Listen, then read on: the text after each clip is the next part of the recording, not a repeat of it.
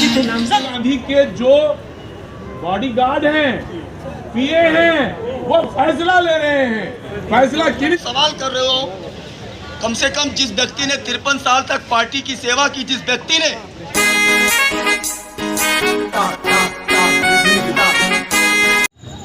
Hello guys, good evening.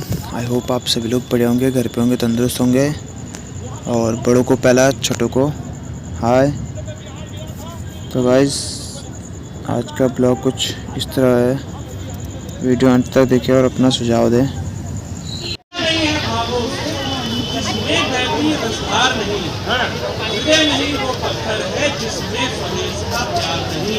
जिस तरह से कल जय शाह जी ने भारत और पाकिस्तान हमारे को मना कर दिया, उनको पढ़ने से पता नहीं किस बात से पढ़ने होती है। जो भारतीय जनता पार्टी में राष्ट्रवाद है वो छोड़ना राष्ट्रवाद।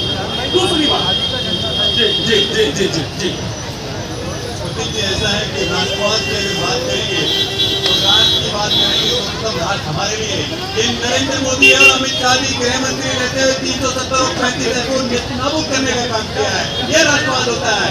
जो 70 सालों तक इन्होंने 70 सालों तक जो जम्मू कश्मीर आतंकवाद का दर्द झेल रहा था, उस दर्द को खत्म करने का काम नरेंद्र मोदी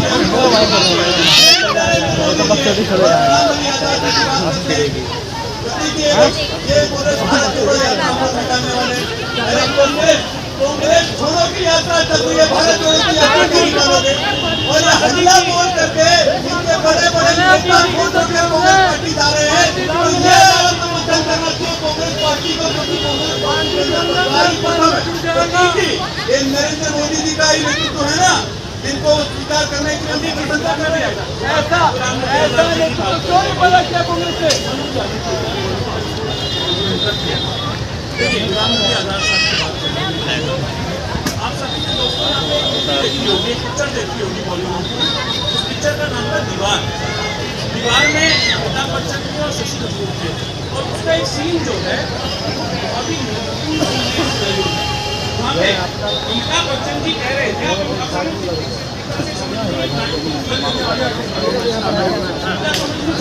अमिताभ बच्चन गुलाम नबी आजाद खड़े हुए हैं और शशि थरूर की जगह कांग्रेस के जो लागू कार्यकर्ता है, जो युवा कार्यकर्ता है, जो आज भी कांग्रेस से जुड़े हुए हैं, वो लोग को खड़े हुए हैं। तो अमिताभ बच्चन जी बोलते हैं मेरे पास दौलत है, शोहरत है, इज्जत है, बैंक बैलेंस है, बंगला है, गाड़ी है, तुम्हारे पास क्या है?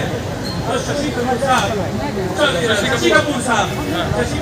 बोलते हैं उस फिल्म में कि मेरे पास माँ है। यानी कि जो पार्टी होती है, चाहे वो कोई सी पार्टी हो, भारतीय जनता पार्टी हो, कांग्रेस पार्टी, कोई सी पार्टी हो, माँ राहुल गांधी जी कहते हैं मेरे पास मेरी पार्टी है, बपोती है, वो पार्टी मेरे लिए देश को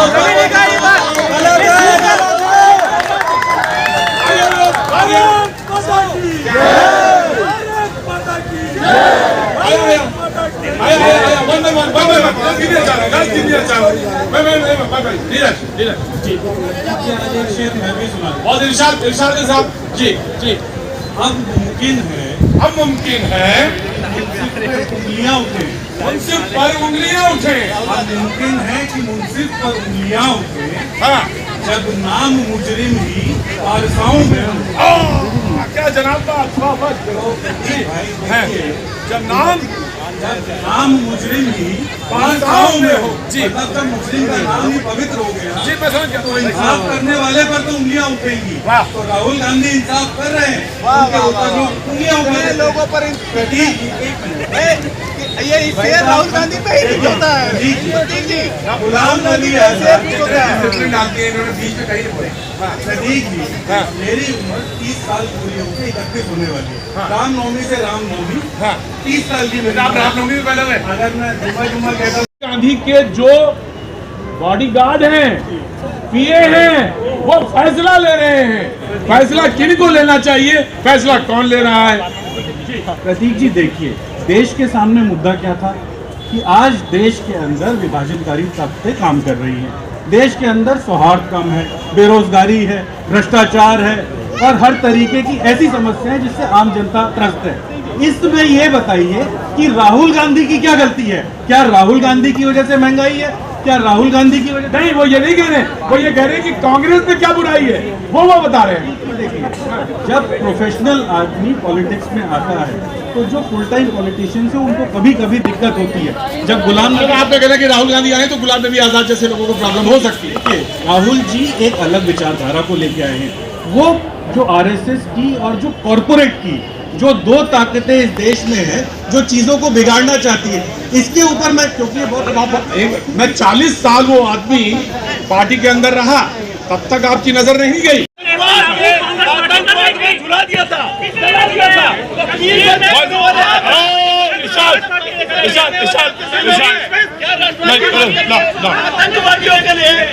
आज इधर आओ, आ गया। हाँ क्या हुआ? आ रहा, और वही खड़ा रहो, आ गया। Manoj, Ishan, you have to sit there. Ishan, you have to sit there. No, Ishan, let me clarify.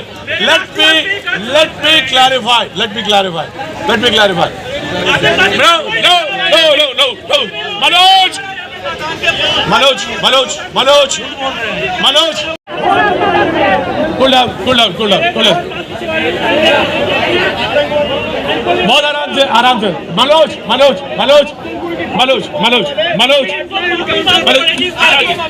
राष्ट्रवाद के सवाल नहीं उठाएंगे, आंसू बहाने वाले लोग। अरे रुकिए भाई, भाई 2 सवाल के बाद तीसरा और आ गया। देखिए, हाँ, अभी हमारे युवा भाई कह रहे थे राष्ट्रवाद पर इन्होंने बातें की। मैं इनसे सिर्फ एक सवाल पूछना चाहता हूं कि हमारे सांस्कृतिक प्रतीकों का अपमान कांग्रेस ने किया कि नहीं किया? नहीं किया। प्रभु श्री राम काल्पनिक है, किसने कहा?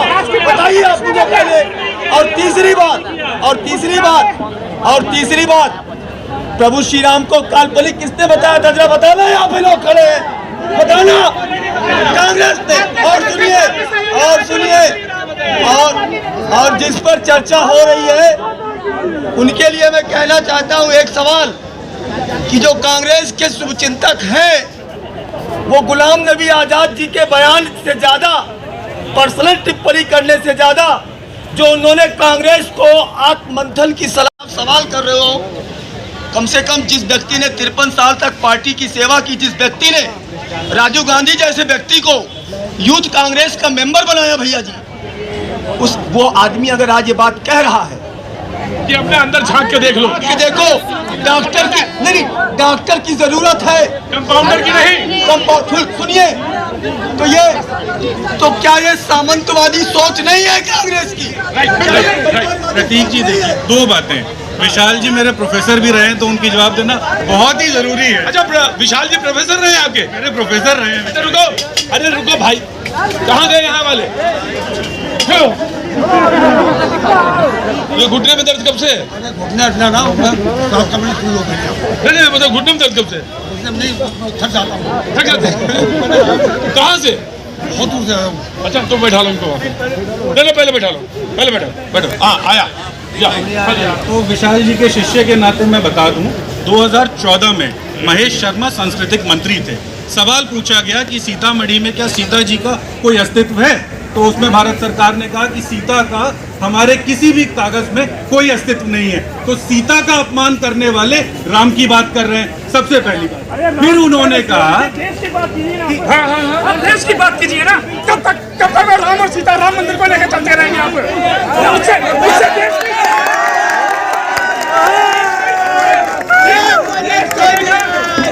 बिल्कुल सही कह रहे हैं। मुझे देखो, मुझे थप्पड़ मारा डीटीसी के बस के ड्राइवर ने।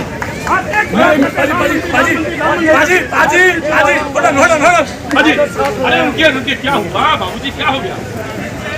मैं याद आया हूँ, आप पहले भी आया था लाहौर का, आपको पता चलता था तो 1942 मेरी थोड़े ज्यादा जाने लगी, मैं 60 साल का हो गया।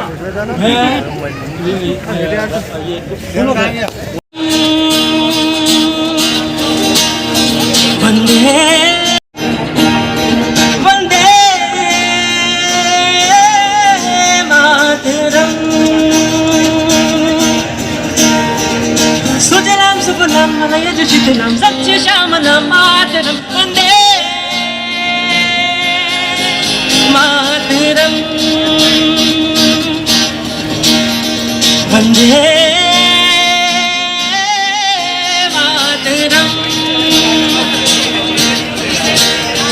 वंदे मातरम। हमसे तुमसे मिलकर बंधा देश सारा, मज़हब में यूं ना इसको बांटो, सांझी संस्कृति से बंधा देश सारा, देश सारा। एक है हम सभी, एक ही राष्ट्र है हमारा। वंदे मातरम वंदे मातरम वंदे मातरम।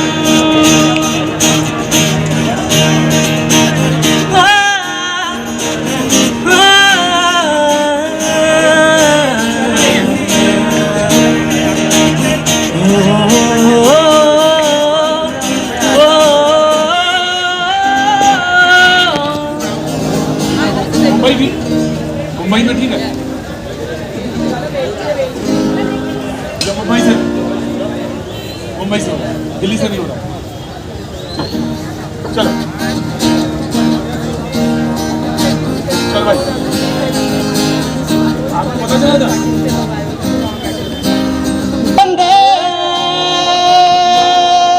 मातरम, आप भी मेरे साथ। वंदे मातरम वंदे मातरम। हमसे तुमसे मिलकर बना देश प्यारा, देश प्यारा। मज़हब में यूं ना इसको बांटो, सांझी संस्कृति से बना देश सारा, देश सारा। एक है हम सभी, एक ही राष्ट्र है हमारा। वंदे मातरम वंदे मातरम। बहुत बहुत शुक्रिया, थैंक यू सो मच। बातचीत के सिलसिले को जोड़ने के लिए एक बार फिर से मैं हाजिर हूँ आपके बीच में। कभी कभी टेक्निकल प्रॉब्लम्स आती हैं और उनको रेक्टिफाई, उनको दूर करना पड़ता है। बारिश का समय होता है जब, तो सैटेलाइट से थोड़ा कनेक्टिविटी में प्रॉब्लम आती है, इसी वजह से बीच में मैं रुक गया था। लेकिन एक बार फिर से मैं आपके बीच में हाजिर हूँ और मुद्दा तो मैंने पहले ही बता दिया था कि क्या है। उन्होंने कहा कि गुलाम नबी आज़ाद ने कि अब दुआ काम नहीं करेगी कांग्रेस के लिए, दवा की ज़रूरत है। पार्टी कंपाउंडर के हाथ में है, डॉक्टर की ज़रूरत है, स्पेशलिस्ट की ज़रूरत है।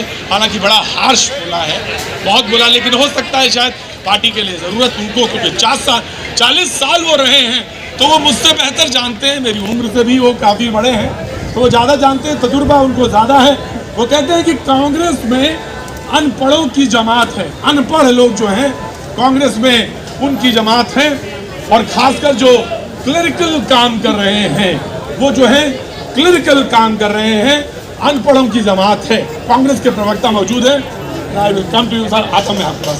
जी प्रतीक जी, मैं अपनी पार्टी का सबसे छोटा कार्यकर्ता हूँ और मेरी क्वालिफिकेशन BA, MA, LLB और साथ में डॉक्टरेट भी चल रही है, तो थोड़ा सा पढ़ा लिखा तो मैं हूँ। कह रहे कि राजनीतिक समझ नहीं है आपको, सामाजिक समझ नहीं, हो सकता है यही ज़्यादा होगा उनका। प्रतीक जी, राजनीतिक समझ भी ये है कि कॉलेज के चुनाव से लेके आज पार्टी के राष्ट्रीय प्रवक्ता के पद पे हूँ। और राजनीतिक समझ ये भी कहती है कि ऊपर नीचे हुआ जा सकता है, लेकिन अगर आप 40 साल बिताए हैं तो धैर्य रखिए, सब्र रखिए, पार्टी को अच्छा करिए, ये भी हो सकता है। प्रतीक जी देखिए, ये पिछले 42 साल में पहली बार हुआ है कि माननीय गुलाम नबी आज़ाद साहब, जिनको हमारी शुभकामनाएं हैं, अब वो जहाँ जा रहे हैं, जिस रिमोट कंट्रोल से चल रहे हैं, वहाँ के लिए किससे चल मतलब उसमें मोदी जी का हाथ थोड़ी ना बाजू। आज जो प्रेस कॉन्फ्रेंस वो कर रहे थे, तो एक पत्रकार ने पूछा कि आप जब जम्मू कश्मीर में चुनाव लड़ेंगे तो क्या भाजपा के साथ आप गठबंधन करेंगे? तो उनका जवाब क्या था कि भाजपा ना हमारे लिए एक वोट वहाँ बढ़ा सकती है, ना एक वोट घटा सकती है। तो फिर आप ही की तरह पत्रकार था वो समझदार, उसने कहा पोस्ट पोल अलायंस होगा क्या? तो उसमें मुस्कुरा के बोल दिए, उसमें बाद में देखेंगे। तो रिमोट कंट्रोल तो है, वो रिमोट कंट्रोल तो है। उन्होंने कहा आनंद जी से लेकर सारे लोग G23 में जो बने तो सारे रिमोट है। जिन लोगों ने यूपीए के शासनकाल के अंदर मनमोहन सिंह की सरकार को रिमोट से चलाया, आज वो पार्टी को रिमोट से चला रहे हैं। उनकी चिंता ये है, जहाँ हाथ लगाओ वहीं पे पता चलता जमीन नम है। कहाँ से हैं आप? झारखंड से हैं सर।